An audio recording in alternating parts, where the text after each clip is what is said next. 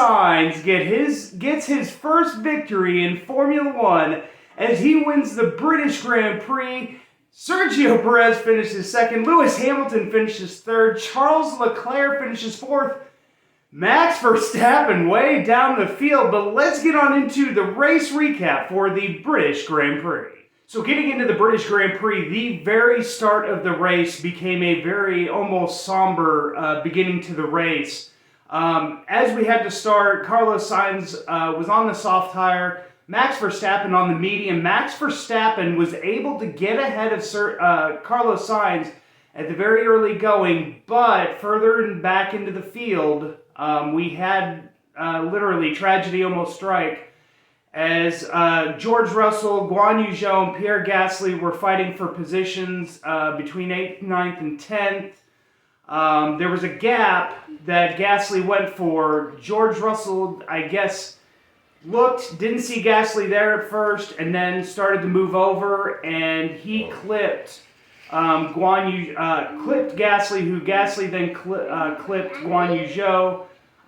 Sends Guan Yu Zhou on to flipping him upside down, went into the gravel trap, and then once he hit the gravel trap, he flipped up into the air, up against the barrier. He ended up in between the tire barrier and the actual retaining wall, and there for a while, I think a lot of us in the Formula One community were on pins and needles wondering, is Guan Yu Zhou okay? Is everything okay? And you weren't hearing things, and, people were starting to get, very, worried as far as, what could have possibly happened. But luckily, once the red flag came out, everybody went back to the pits. It took about 15 minutes or so, but we finally got the news that they were getting Guan Yu Zhou finally out of the car. They got him on a stretcher, got him into the medical center where eventually we come to find out at the end of the race, and they showed a video on Sky Sports of him talking after the race was over.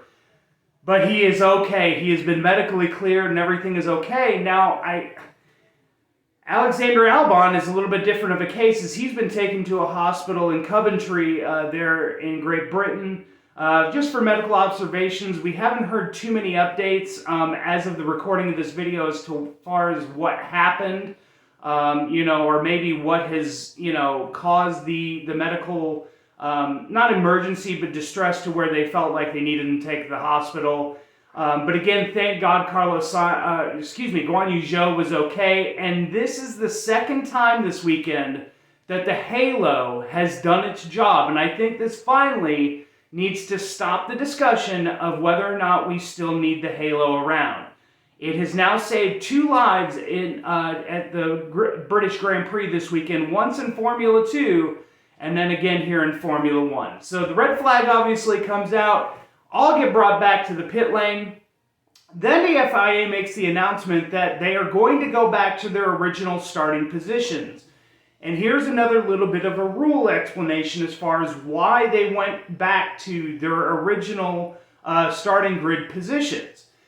FIA made the announcement that they were going back to the grid positions because they had not passed the timing sector, and more importantly, there are 2 safety car lines that they have to pass before any timing gets collected, and positions would be not necessarily frozen, but positions would be a little bit more official. And the second safety car line, only a couple cars had passed that line before the whole field had after that accident, and so that's why they reverted back to the way the original starting grid was.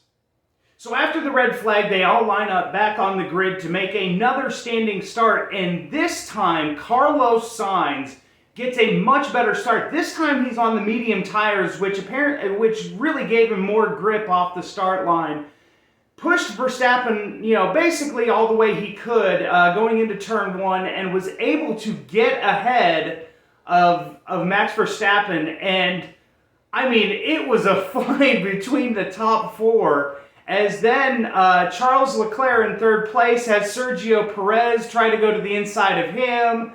Then he gets back on the inside. Both Sergio Perez and Charles Leclerc damage their front wings, knock off end plates, and I think that really hampered both of those races. But Sergio Perez makes a pit stop. I believe it was about lap 6 or 7 is when he makes the pit stop so that they could replace the nose of his car. And I think it all ends up working out in the end for Sergio Perez. But then you saw Charles Leclerc get by Max Verstappen, and it was a 1-2 for Ferrari through the early stages of the race. As you saw Carlos Sainz kind of holding position, but it looked like there for a while that Charles Leclerc was the much better, much faster Ferrari driver at this point. And you could kind of hear in radio messages how, frustrating it was that they weren't letting him get past Carlos Sainz and letting him, kind of run his own race. And maybe that hampered him if you look, through the grand scheme of things and throughout the entire race. Maybe that's what, maybe causes Charles Leclerc not to win this race. But you never know. And so eventually they pit Carlos Sainz. Charles Leclerc takes the lead. He gets about 5 laps in the lead. Lewis Hamilton was chasing them both down during this time. Lewis Hamilton ran an amazing race today, and the medium tires just seemed to be the tire for his car. I mean, he was lapping way faster than both Ferraris, almost 0.5 of a lap quicker, and he was starting to catch Charles Leclerc, and I think that's why they pitted Carlos Sainz to get him, in there, get him on a new set of tires, and then Charles Leclerc eventually ends up pitting. Lewis Hamilton then takes the lead for a little while, but he didn't build a big enough gap to really to get the overcut to work. And so eventually, once he pits, he was almost 6 seconds back behind second place Carlos Sainz, as Leclerc was in the lead to start off with. And it looked like it was Leclerc's race to lose. I mean, he was just running his own race. He was keeping up such great pace, and Carlos Sainz had no answer for him whatsoever, and it looked like Leclerc was going to pull this off until we get a safety car with about 15 laps to go. Esteban Ocon's fuel pump gives out on him, and he had to stop on the Wellington Straight, and oh my God, it was, it was going into, right before going into Cop's Corner, he has to stop the car on track, and so the safety car comes out. Now, when this happens, there's some debate on whether or not Ferrari should have pit Leclerc there over Carlos Sainz, and there may have been some discussion on how much time Ferrari was given to give Leclerc the sign to pit, but they ended up pitting Carlos Sainz. Then Lewis Hamilton pits as well. Literally, almost the entire field pits, except for, I believe, Kevin Magnussen was one of the few that didn't pit behind the safety car at any point in time. And so, you get Charles Leclerc in first place, then Carlos Sainz on a new fresh set of softs is in second, Lewis Hamilton in third on a fresh set of softs. Sergio Perez has worked himself back up into fourth place. He's on a new set of softs. Fernando Alonso, Lando Norris, both on a set of softs. Even Max Verstappen back in seventh was on a new set of softs. Mick Schumacher in eighth was on a fresh set of softs. And this set us up for the greatest 10 laps of, racing I think we've seen in quite some time. And I'm gonna go out on the limb and say it. The British Grand Prix, greatest race of 2022. I don't think anything's gonna be able to live up to this race. So, after the safety car restart, you could just tell that it just looked like Carlos Sainz was so much faster, and Leclerc was on such old, hard tires that he was basically having to nurse them. And so finally, Carlos Sainz was able to get around Charles Leclerc, but then the battle just, erupts behind between Leclerc, Hamilton, Perez, Alonso, Norris, like, it just all popped off in the last 10 laps. You know, they were all trading positions, you know, banging wheels together, just really, just the kind of racing we really want to see in Formula One. And just, it was absolutely amazing to see. As, you know, Leclerc unfortunately falls down the field into the 4th position, was able to hold that position in the end. Sergio Perez gets into 2nd, but just was not fast enough to be able to chase down Carlos Sainz. Lewis Hamilton was able to get into 3rd. And then Leclerc was able to hold off an Alonso-Norris fight. Verstappen was kind of near, but Mick Schumacher was really giving a fight to Verstappen there at the very end. And I mean, I mean, it was amazing to watch. But Carlos Sainz was able to hold on and win his first ever Formula One race. And congratulations to Carlos Sainz for that. It was a long time coming. He's been so close, but, you know, he was finally able to get that victory today. All right, so let's run through the final running order for the British Grand Prix. Obviously, Carlos Sainz finishing first.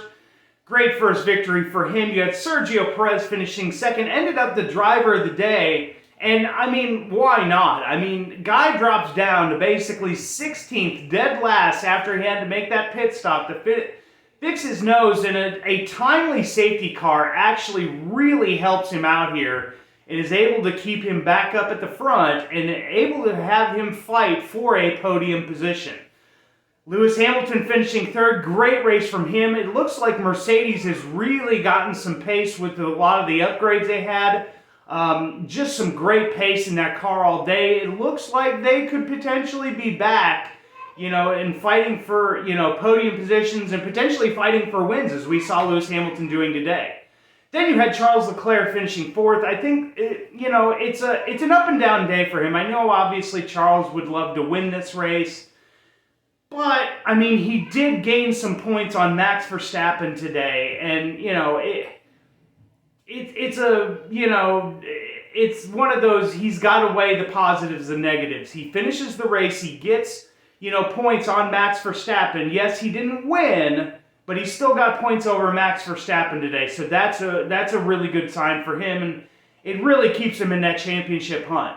Then you had Fernando Alonso finishing 5th. Fernando was, I thought there for a second we were going to, you know, either potentially have a crash and Fernando was going to, you know, end up on the podium, but, you know, he fought all the way to the end, got to 5th place. Great race from Fernando Alonso. Another, you know, it's so amazing how quiet, like, his races are, but how well he's able to race. And I've got to say, I was wrong at the beginning of the season. I really thought Alpine was going to be one of those lower tier teams, but Alpine has proved me wrong, especially with Fernando Alonso there, and able to get a 5th place finish.